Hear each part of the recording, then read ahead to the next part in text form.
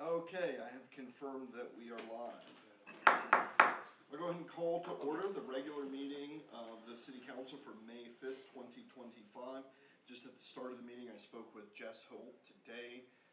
He has been in the hospital last week. He is out and recovering. He will not be able to attend tonight, but he hopes to be able to attend at the next meeting. So please keep him in your thoughts and prayers. Invocation and Pledge of Allegiance tonight will be led by Councilmember Gardner.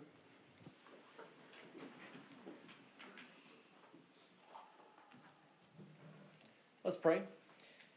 Our Heavenly Father, God, thank you for this beautiful day that you blessed us with, Lord. We're so thankful for the rain that we've received and also for the sunny days that we have, God. And we are so grateful that we get to live in Maumelle and make this place our home, God. We just ask for wisdom tonight in all the things that we do, and we're thankful for those that work in this city to keep us safe and protect us, God. We are just so blessed to be able to call Maumelle our home, and we thank you for everyone that serves this city day in and day out. God, we're thankful that Mr. Holt is able to be back at home recovering, and we just ask for continued healing on his part so that he can regain his full health and be back with us soon. Please allow us to be servants of yours each and every day and bring joy to someone's life and serve them in whatever way that we can, God. In Christ's name we pray. Amen. Amen. I pledge allegiance to the flag of the United States of America and to the republic for which it stands, one nation, under God, indivisible, with liberty and justice for all. Thank you, Councilmember Gardner. At this time, we'll take a look at the minutes. You all received a copy of that in the packet. If there's not any changes, I'd entertain a motion to adopt the minutes of the April 21st regular meeting. So moved. Second. Got a motion and a second. Any discussion on that motion? Seeing none, all those in favor signify by saying yes. Yes. All opposed, no. Motion carries. I don't have any public comment cards at this time, so we'll move on to the department report, which will be led by Chief Buford, who has assured me that he would keep it between 3 to 5 minutes. However, if there are any questions, that time is not included in that. So, like Beatrice, I'm bringing my box. So, a little different box though. It is. Yes. I'll try to do this quick.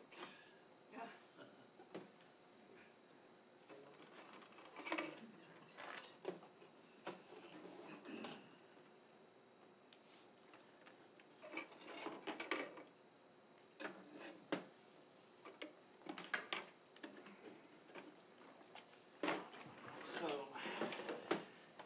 That would be 2 to 4 minutes. Chief, would you mind pushing that back a little bit toward the podium, please? yes. Thank you, sir. Good evening, Bo Buford, Fire Chief, Maumelle Fire, 2000 Murphy Drive. I wanted to take this opportunity when I talked to the mayor about what we would do for a department report, talk to you about something that I call kind of unfinished business. And the unfinished business was the city council over a year ago was gracious enough to potentially set aside some money that we could potentially use for a police and fire training facility. And so that's what I wanted to take my time to talk about. So one of the things I wanted to cover was, why do we need this? And so here's one of the things that I want to point out. As a small community that we are, all of our assets are very, very valuable. And particularly the assets we have in the fire department, they're great, but they're limited. And so one of the things that I decided when I came to be fire chief was that we just couldn't take the risk to take the trucks out of the city to train.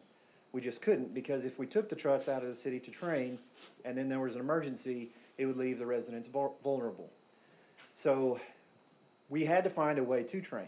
And the only way we've been able to do it the last 2 years, there's been 2 times that we actually took off-duty firefighters, took a reserve truck, and we went to Conway, but we paid pretty significant overtime to do that. And so we've only been able to actually train the firefighting training part a couple times. So the risk is one thing, and the other part of it too, on the police side, I don't want to speak for Chief Pickard, but I'm going to throw in a couple little things for the police as well. It's kind of the same situation. If they want to go to the range, they have to go to Mayflower, they have to go to Camp Robinson, they have to go somewhere else, and which also takes assets out of the city as well. So if something were to happen, it would be a little delayed response. The other part, especially the fire trucks, our trucks weigh a lot, 70,000 pounds in some cases. We can find potentially other places, but there is a high risk of damage to people's asphalt property. When those trucks roll over different things, there is the potential to damage those things, curbs and everything else. The one place that we kind of did have to train a little bit was the old police and fire station. And so that was kind of the last place that we would go to do different things. As you well know, the city's progressed and is going to make the Gateway Park there. So we kind of our last place that we could train. The other thing that Captain Ivy, Chief Pickard pointed out to me as well, when the police department finds an area to train or a house to train sometimes, if they're practicing hostile shooter, those type things, when they show up in a neighborhood, if somebody's donated their house, it causes a big disturbance on Facebook, anything else. What are they doing? Why is the police here? Everything else. So they don't really have some place that they can go as well to do some of the training. Let's see. Next slide. So I just want to go over some of the things that we've done. In preparation for this, it seems like it's probably been a long time since we discussed this and since you all talked about it. But one of the things that we've been doing due diligence. We have actually been researching everything that we could possibly research. I brought my two other chief officers here with me. Chief Eaton, who is the fire marshal, has worked to try to find all the code stuff, all the things that fall in his purview, working with planning and everything else to make sure that we're doing things in the right way there. And Chief Cossey has also meticulously looked at all the different burn towers and things that we could possibly use, containers or modular and things like that, to include visits. We visited Siloam Springs, we visited Bella Vista, we visited a lot of different partners and a lot of different research to try to do those things. One of the things that is the most important to me, I don't know, probably Chief Pickard as well, is I know that the city does not have unlimited amounts of money. So by given this opportunity, we wanted to be as frugal as we possibly could, get what we need, but be responsible to the best of our ability. And so a lot of research was gone into that. I do want to take a quick minute to point out, we did have some partners along the way that did help us. We were able to, we had a little budget allocated to WDD Architects. They helped us with some of this, some of the work done. And also Alessi Keys, Bob Butler is president of Alessi Keys. They graciously, I told them what I wanted to do, threw in all the details, and they graciously, free of charge, helped me with revising estimates and budgets and a lot of things.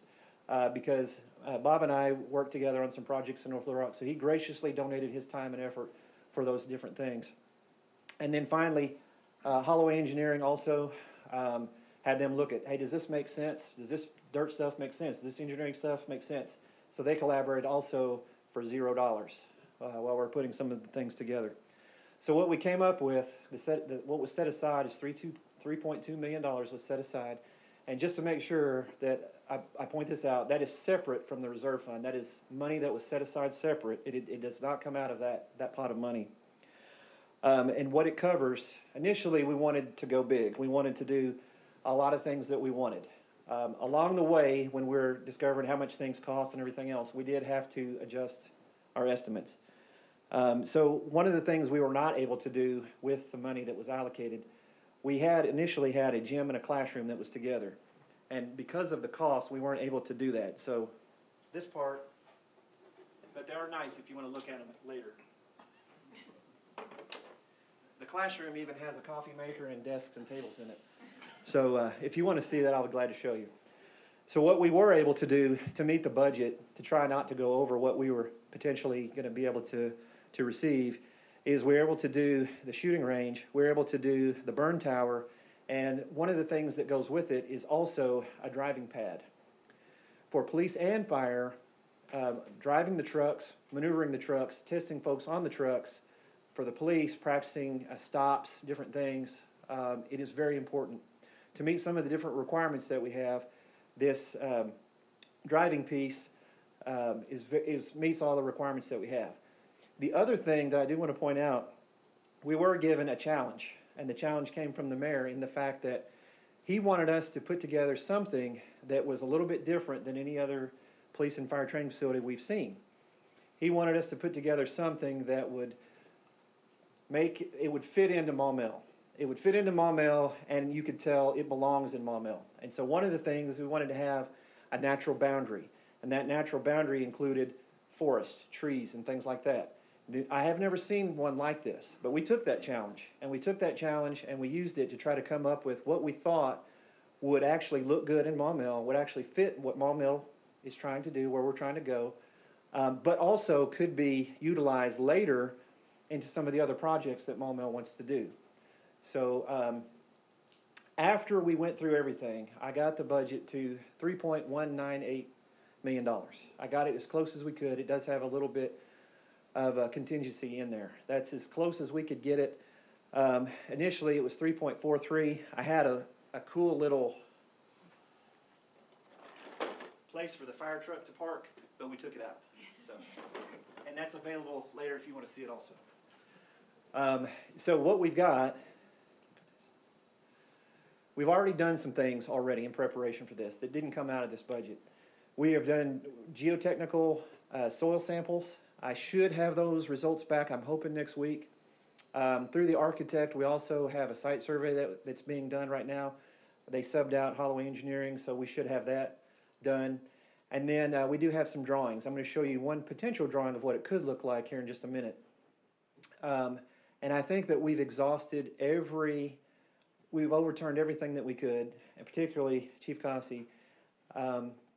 Initially, I wanted to do one thing, and then he showed me why we should probably do something else. And then once he showed me what he wanted to do, I agreed with him. And so I think we've turned over every stone that we could turn over. And so, next slide. So I do want to make this disclaimer up front. This is what it could look like with a lot of different things. This budget does not include this bike path that's going around it. It does not include some of these things, the bridge that goes. But what we did try to do is we tried to take kind of where we thought Maumelle was going to go with the planning and different things, the park plan, all these different things, and we tried to overlay it. And so how could we build something and overlay it though it doesn't disrupt what the city wants to do? So it was very meticulous in that planning. We don't want to disrupt what the city is trying to do. We do not want to do that. We want the bike path. We want those different things to happen so that the city can move forward with a lot of the different things they want to do. But we still wanted to be able to get the things that we wanted as well. So if you look to the right, that is the shooting range, which is these folks right here. They've got the pop-up and they've got the portable. So hopefully they qualified. I know Chief Picker doesn't want to know, but I think my fire marshals shoot better than some of his folks too. So they would also get to use it. I had to throw that in there because Chief Picker got me last time. So, but also the burn tower can do different things, and it's not just for fire, but police could also use it. So if they're practicing room clearing, mount techniques, different things, they could also use it as well. So if we're not using it, they can also use it. They can do different things, searches and things as well. So one of the things that did come up that I wanted to alleviate some concerns is that, number one, we had the barrier. The mayor had the foresight to say, hey, give us a barrier, and that barrier will help with noise. That barrier will help with some of the things, to keep that protection. The other thing, it is over by the middle school, and so Bryant Fire Department actually has their burn tower that they have, and it is right next to the new junior high that they have. We're now at 2 years old. With no barrier, talked to the fire chief over there and talked to the school administrators, and there's been no issues of any kind, really. They just kind of notify ahead of time, hey, we're going to be burning. No issues, no danger, anything else. The type of burning that we're doing, too, is clean burning, so you're not going to see the thick black smoke like you'd see if tires were burning. So we don't think that'll be much of a disruption. And then the shooting range, the trees give that natural barrier to cover and conceal some of the noise there as well.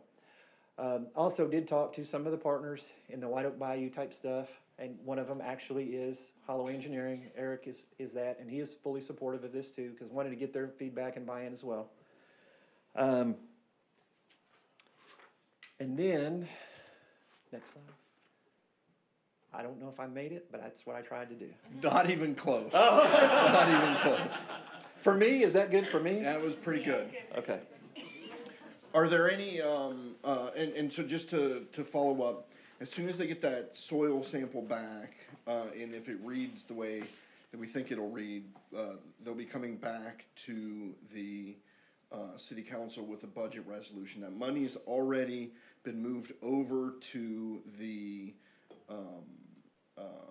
capital improvement fund, so it's not in the general fund or the reserve, the general fund reserve, but we still need to appropriate it to use that money. But I'll go ahead and open the floor if there's any questions or comments for Chief Buford or Chief Pickard or any of the other uniformed individuals in the building. Councilmember Gardner? Thank you, Mayor.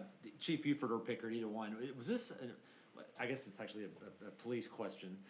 Was the shooting range, is it indoor or outdoor? The design that we have in there is for an outdoor range with 4 berms.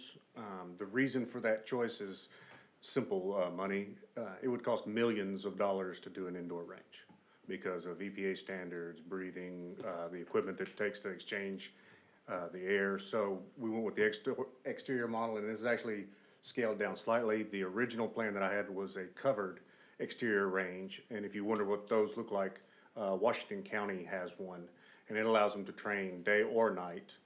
At night, they can actually turn up lights or turn them back down to train different light levels. Sure. Okay. What's the distance from the schools? Just in thinking about noise of gunshots in proximity to the schools. Well, one of the things that we had talked about, I don't know that answer, I'm not sure. I do not know the answer. Okay. One of the things we had talked about is, the qualifications or practice on the range would probably, we'd wanna, not go guns a-blazing during times where that would not be, preferable. I believe We would definitely be in communication with the schools that are there. The other thing about the Washington County range is it is literally in their industrial park, surrounded by businesses and the jail. Okay. But yeah, so noise in that area was one of the concerns, and we'd kind of talked about being able to program on days that the schools aren't in or around that might be the way that was required, especially because this is right up on the bayou as a location. Thank you, sir. And just in terms of location, one of the reasons I gave that challenge to Chief Buford and Pickard, I wasn't a huge fan of this location, not because of its practical uses, but because it was right next to the bayou. And really, before they even proposed it to the council, they're really looking at locations, and there's limited locations that are still centrally located, because as Chief Buford mentioned, one of the goals is to be able to be in the middle of training, stop what you're doing, drop everything, and respond to calls. And so I was originally having them look out in the county or in some other areas, and they just couldn't keep that geographical region to be able to respond timely enough. So with that, that's why there's the extra protections, because it's right next to the bayou, you have schools nearby, and if you're just going crazy, there's homes not immediately next to it, but across the bayou. Councilmember Tierney? Yeah, I had a question for Chief Pickard. Looking at the diagram, and I see the burns, and for any catch any maybe overshots or shots that go wild. Of course, you got the bike path on the other side, so is there any chance that a wild shot or bullet could get past that burn and hit a biker? I mean, I don't know what the distance is that a bullet will travel, so I don't know if this is something to not even worry about at all. I can never make 100% guarantee on anything of that nature, but however, if it was to travel outside that berm, it would be going in a trajectory that goes up and leads it into the bayou, not into the bike path, because the bike path will be lower, the berm will be up, so in order for that to strike somebody, they would have to be with a hot air balloon, basically. Gotcha. That is another thing that we had talked, and that was before we saw these plans, is the idea of possibly, we know what happens when they go to Camp Robinson, and I mean, it's kind of a big deal. It's not an everyday sort of thing. It may be such that when they look at it, they're doing things like closing down the trails, making, a very planned process, and they're not gonna be out there, live firing on a daily basis. Okay, thank you. To that's- expound on what Chief Buford said too about the response of being able to train in our own city, when we have had TAC team training, here in the city, well, for one example, we had a call come in of a robbery at the, tobacco store.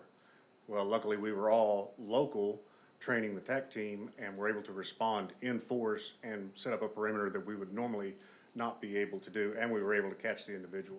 That's what this would bring to us, is the ability to be here in our own backyard and be a force multiplier for whatever event may occur. Thank you, sir. Councilmember, Williams. Yes, sir, thank you.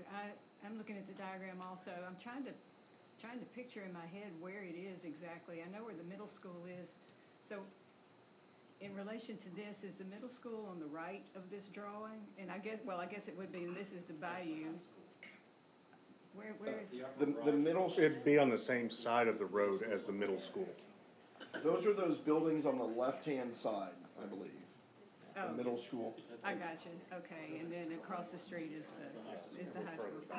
Okay. And that is okay. property that the city already owns And that was my right now. next Yeah. question, was this something we had to buy, or is, the city already owns it? Okay, all right, I like it.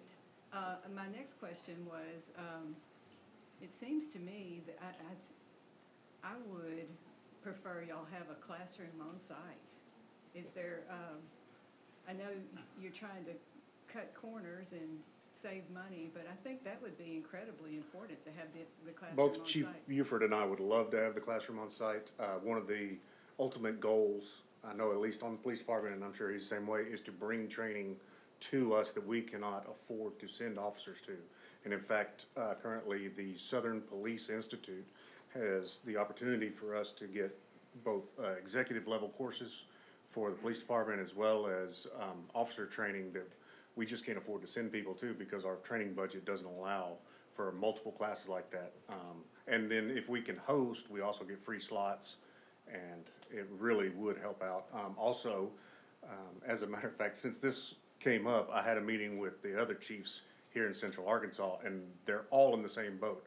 The only one that has their own range currently is Little Rock. So, you know, they are used to being able to do everything on theirs, but they're way out in the county as well, so they don't benefit from the centralized location. But North Little Rock, Sherwood, both would love for us to get one so that they could come out, and then that would bring training or officers to the city, as well as beef up local restaurants. How much would that add to the final cost?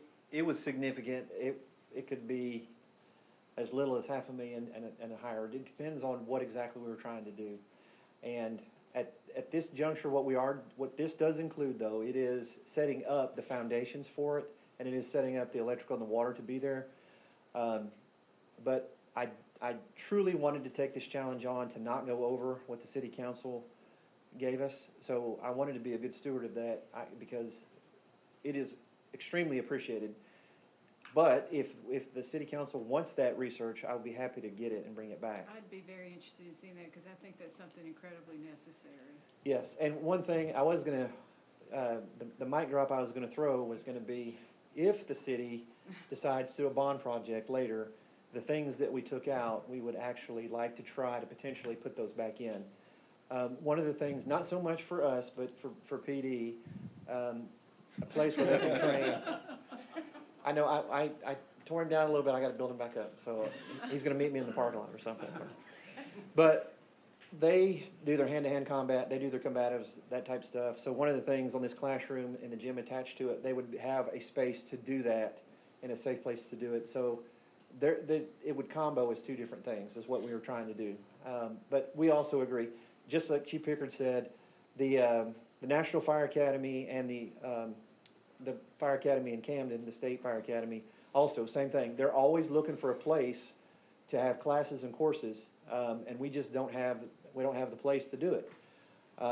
We had just recently, we had a safety officer course that we had to do at the community center, and we just didn't have enough space. And so people were on top of each other. So it's also the same thing for us as well, to bring different partners in. And I do, also, Doreen, the HR director, did want me to put this shameless plug in for her. She said she wants the classroom because she could do all her testing there as well, so. Oh, okay, For okay. police and fire. I will say that, the statement, it could be as little as, 500,000, is not necessarily achieving what they're talking about. Yes. I think you're looking at probably multiple millions and part of a bond project. Because even just the fire truck garage, so to speak, is another $250,000. Gotcha. Yes, and I thought that question may come up, but it really is, in all honesty, to try to show that we're trying to be good stewards. That is very important to me. I want to make sure that everything that we do is transparent, everything that we do has been thought out meticulously, almost to the point where this almost took too long to bring to you all. But, because we were like, what, can we check one more thing? We're gonna check one more thing. But today, I think this was the right time for us to bring it. Thank you, I like it. Councilmember Gardner? Thank you again, Mayor. To either of the chiefs, when you go and do training off-site, or what is standard in the industry? Do we pay rental fees when we go and do training elsewhere? Is this something, if we have a facility that others could come to, would they potentially pay rental fees for the site? How does that normally work? So that's a very good question. Because we do have the partnerships, typically when we go someplace like Conway, North Little Rock, they don't charge us a fee per se, but it's got to be put back exactly the way that, we left it. One of the things that we have talked about too is Oak Grove Fire Department and Mayflower Fire Department, for us, they would absolutely want to come. They would absolutely want to do it. Kind of want a standard thing that is done as a standard is you pay a deposit, and as long as you clean up everything and take care of everything, then, you put it back. That's the burn tower. Now, classrooms, a lot of times what is done, I know in North Little Rock, if you wanted to host a class there, you either gave up slots for our people to attend, which there was a dollar figure that went to it, or you could rent it. That was kind of the standard in North Little Rock. Okay. Same for us. When we use the range at another agency, they usually do not charge us. However, we have to work on their schedule. We have to clean it back up. And right now, as he said, Mayflower is where we've been using, but we're only allowed one day out of the week, which is not as conducive when we're trying to run multiple shifts through with night shift, day shift. When I was in charge of it, we kept it rotating. So we did several days in order to get everybody through and inconvenience their sleep schedule as little as possible. As little as possible. As far as the classrooms, what I was talking about with the Southern Police Institute, some of those classes, the cheapest ones are $700 per slot. So if we're able to get that, then that is anywhere from $700 to several $1,000s still in my budget that I get to play with, so. Okay. I was curious if this, I never would expect to recoup the cost of building it, but I didn't know what the standard practice was, Now, as far as like renting it out for other businesses that want to do it, that would be up to the council, not I don't think that's where we're going. I just, I appreciate that information. I didn't know how the industry worked as far as your training space and renting it and utilizing it. Okay. The one last little caveat is, could we go other places? We could. There is a risk involved. There's a risk involved, and it just seems like Murphy's Law is always, when we go if we did that, that's when it would be, when something would happen. The other part is, just to coordinate it, we have to get everybody who's on their day off. So that means every single person, we have them move around, vacation days, personal leave days, everything else. So we coordinate them on their day off. We take one of the reserve trucks, which is driving to Conway or North Little Rock, and then we're training all day, and then we are paying them overtime to do it, and then bringing them back and doing it. So we haven't done it very much because there is a pretty significant cost that goes with it, but it is needed. The one thing that training does do for us, and PD as well, is it prevents injuries, it prevents accidents, and destruction of property. If we don't have a way to practice, then that's where accidents and injuries can occur, because we're just not used to doing these different things for us. Well, thank y'all. I'll let you get your Legos, your toys, your models. I believe you may not have pointed this out, but you had to redo the burn station to make sure it was all red Legos. Yes. So when I showed the mayor, I only had blue Legos available, so it was blue, and he gave me so much grief. I will make sure that I went, and my son and I constructed the red one last night.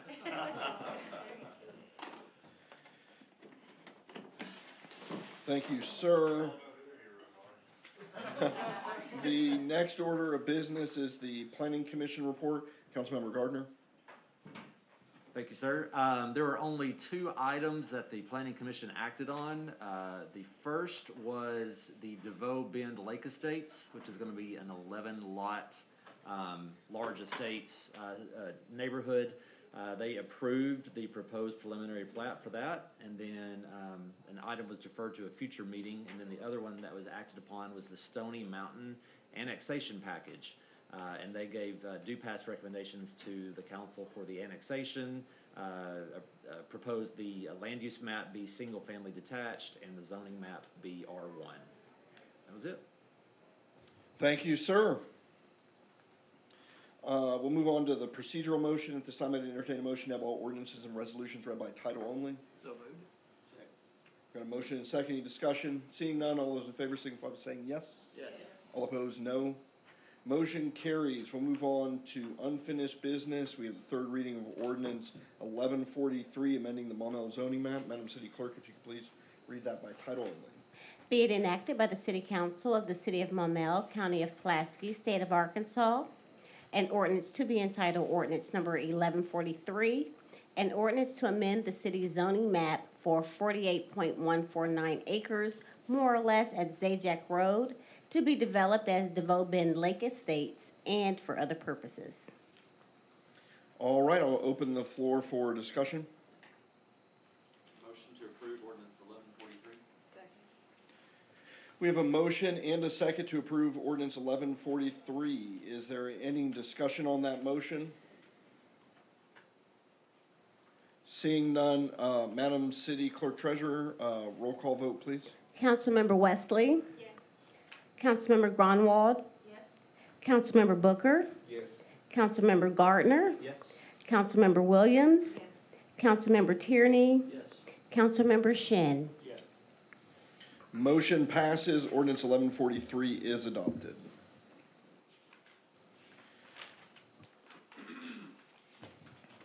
We don't have any additional unfinished business, so we'll move on to new business, of which we have none. So we will move on to mayor's comments. Were there going to be any questions on Arnold Palmer? Okay, then I'll just. Green boxes, yeah. Then we'll just get that at that point. I wanted to give you all a little bit of an update on the White Oak Crossing project is coming along. We anticipate here in the next week or two, they're going to be redirecting traffic to start working on the south side of that. And so that is when part of the traffic circle will start to be used. I think they've done a pretty good job putting out cones. It's still a little bit confusing, but if you go slow enough, you can find your way through that, and so we're keeping an eye on that to make sure it goes well. Gateway Park, we ran into an issue with some bad soil, which was a little bit surprising. We had a $20,000 allowance for undercut, but we kind of figured that since there was already a building and a parking lot over it, there wasn't going to be a ton of bad soil. It turns out that we were going through. I'm not sure if you know what pumping is. I didn't back in the day. You drive the heavy trucks on the dirt once it's supposedly the base, and you look to see how much it's giving. There were parts of the soil that, and maybe it's a me issue, but there were parts of the soil that I was walking on, and it felt like a waterbed. And it was parts that were underneath the parking lot. We were looking at it like, how the heck is that it? So we did have that 5% contingency built into the project, but that is almost gone at this point. Just giving you a heads up, we've looked at things. We don't think there's more contingency, but we wanted to make sure we were starting with good dirt, because if we don't do that, you can't come back later on and just fix it. You gotta make sure that foundation is solid. So hopefully we won't have any more issues, but I just wanted to give you a heads up. We burnt through that contingency pretty quick. So with that, we will move on to council member comments. Councilmember Williams. Yes, sir. We have had quite a few emails concerning the bike and pedestrian path along Arnold Palmer and those green boxes that were out there.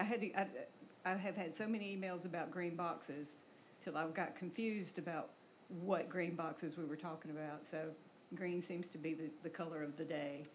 So you did a very good job of answering Ms. Elliott's concern about the slipperiness of the green. What I don't know and what I feel like some people need to know is the issue of the green boxes. Are they there? Is this a permanent situation, or is this just a process in creating the pedestrian and bike lane? It is a step in the process. If we had I wish it could magically all be installed in one day. So those that don't know, the green boxes are, I say painted, they're not painted. It's a thermoplastic, Square. preformed thermoplastic that with anti-skid that's laid down on those boxes that are showing, or I'll say painted on the ground. Those will be connected with a green striped crosswalk and some white in that area. And then there will be numerous bicycle emblems that you see, or that go down on the ground, and pedestrian stuff as well. In case the rainy, I've got two big different complaints. The first is the aesthetics, and it looks weird right now, and it's not anything that we have currently out in the city.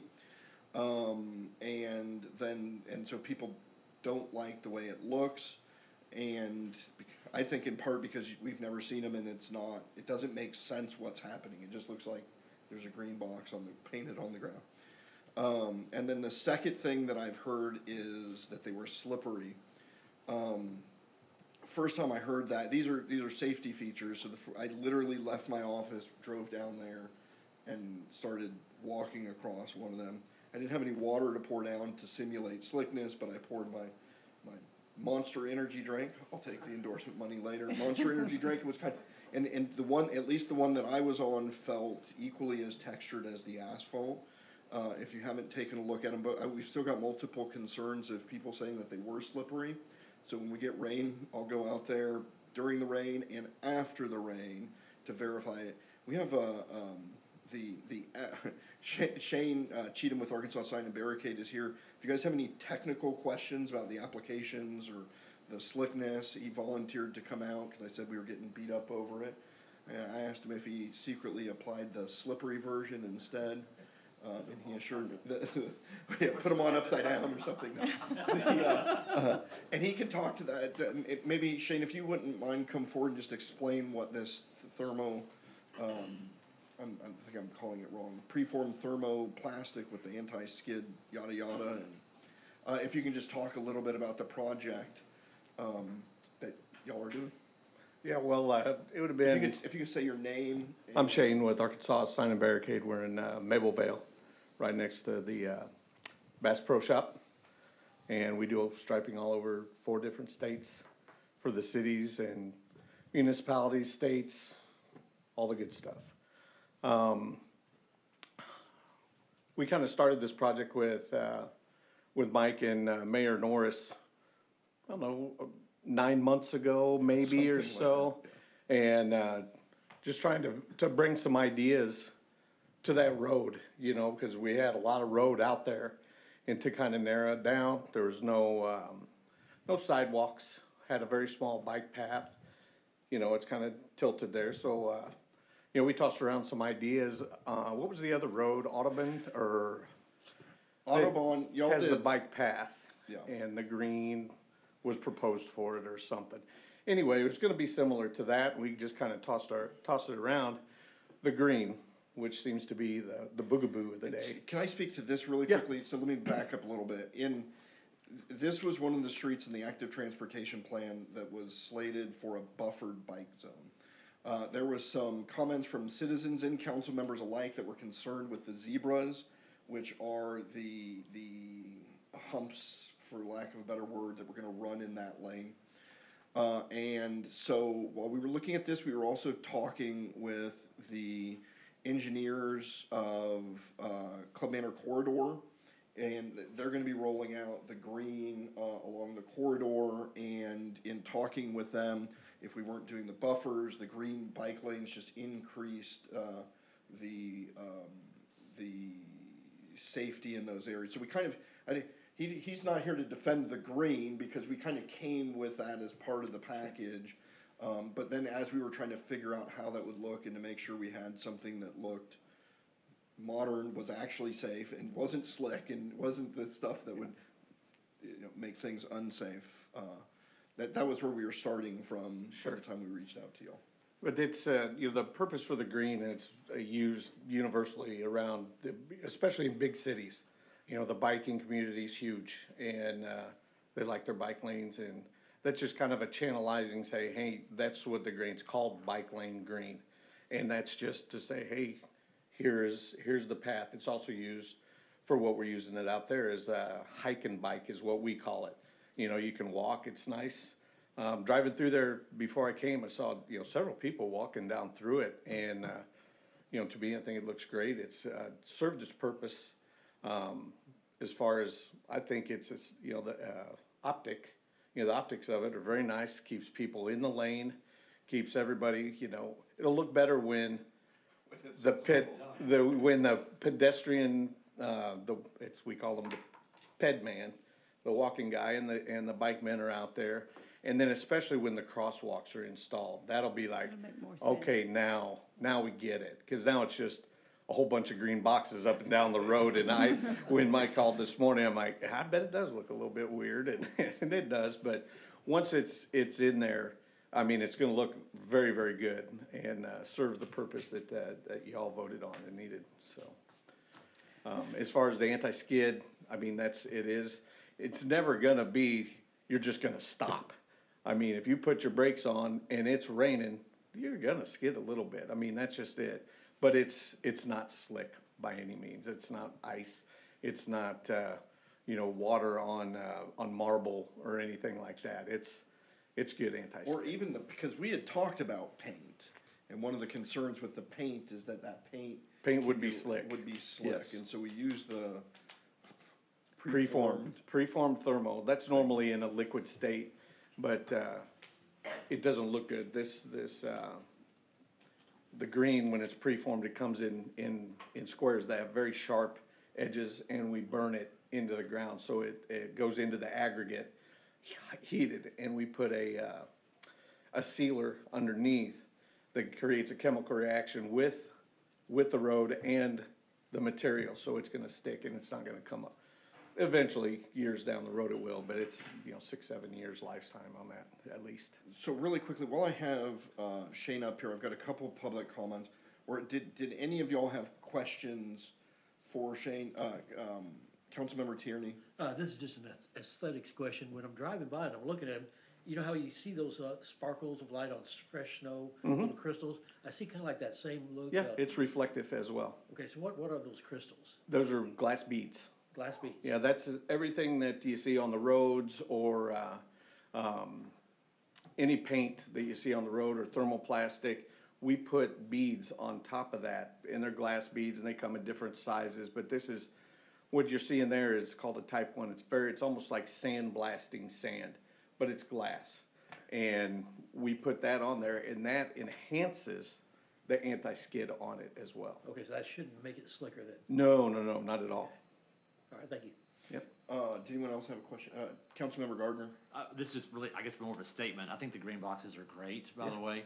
I was in Nashville, Tennessee this weekend and saw a completed version of this, and it makes perfect sense when you see it all put together. Yeah. You've got the green connections along the streets that connect those two entry points with the white lines and then divide it further from the roadway. It makes perfect sense when you put it together. And so I think it looks great. I'm excited to see the finished product. Good, great. I've always said the first time I saw the green was shocking, because I just didn't know what green signified. And then I casually was wondering if y'all had started installing, and I drove down and saw the boxes, and I who helped plan it was like, what is this? This isn't what we ordered. And then I, thought about it, and those will basically be bridged across with a Yes, crosswalk, so. exactly. Well, thank you, Shane. I think we still have a couple other questions, but maybe that'll answer the issue. I was trying to figure out,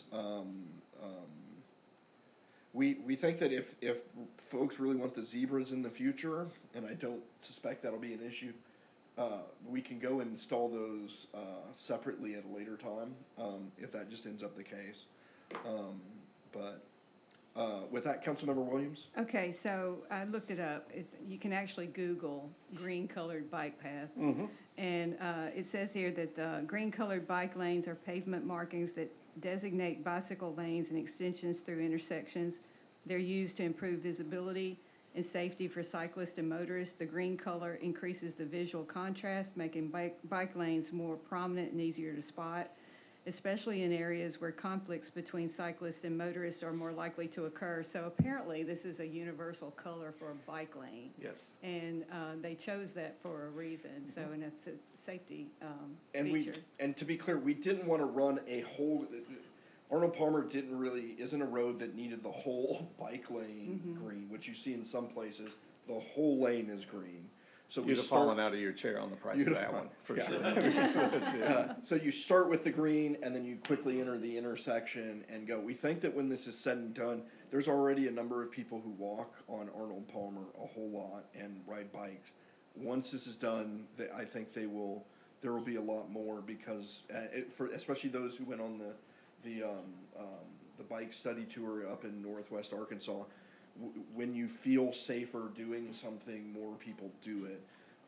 When we sort of inadvertently shrunk the bike lane down, when we restriped it a few years ago, it pushed people into the gutter. It didn't feel comfortable. It's not a place you'd want to, it just changes the dynamic. So as we get this there, I think we'll see a lot more use out of it.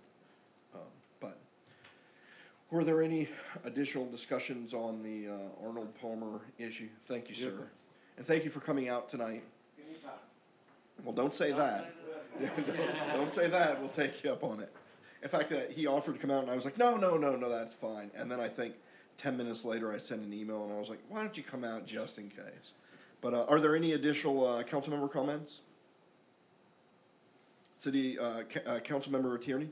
Yeah, as some of you might know, I do a little fiction writing. Well, apparently there's somebody in the city who's doing a whole lot more fiction writing than I ever did, and they work for Central Arkansas Water.